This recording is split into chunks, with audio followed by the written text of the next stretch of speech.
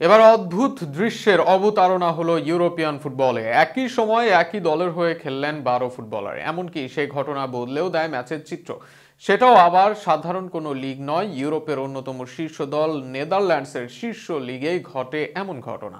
সেখানেই এক সময় মাঠে উপস্থিত থাকেন একই দলের 12 ফুটবলার।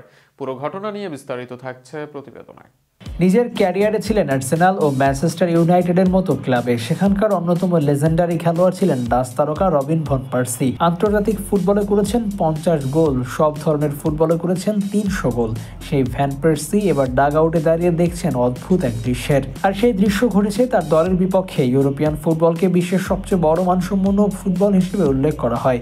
সেখানকারই বিখ্যাত দেশ নেদারল্যান্ডস, যাদের লিগ এন্ডারসভার্সেও আছে বিশ্বব্যাপী খ্যাতি। এই লিগে আছে আয়াক্স, পিএসবি, এন্ডোহেভেন, ফেয়নোর্ডের মতো নামসম্পন্ন খেলোয়াড়।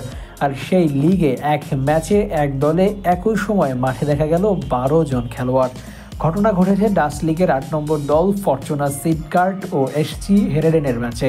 সেখানেই হেরেভেনের ম্যাচে ডাগ আউটে ছিলেন রবিন ভ্যান পার্সি। তার দলের বিপক্ষে ঘটে এমন এক ঘটনা। ম্যাচের 88 মিনিটে ডাবল সাবস্টিটিউশন করেন ফরচুনা সিটগার্টের কোচ ড্যানি বোসেস।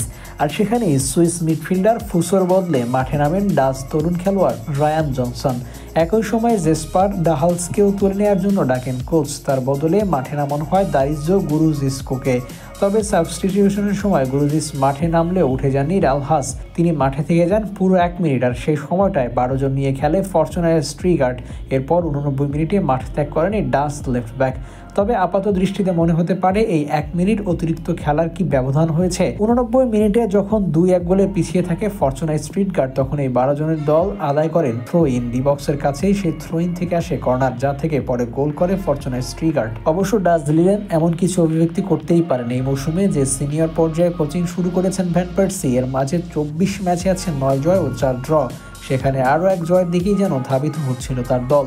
তবে সেখানে এমন কিছুর জন্য নিশ্চয়ই প্রস্তুত ছিলেন না পার্সি। কত অদ্ভুত ঘটনাই না ঘটে ফুটবলের দুনিয়ায়।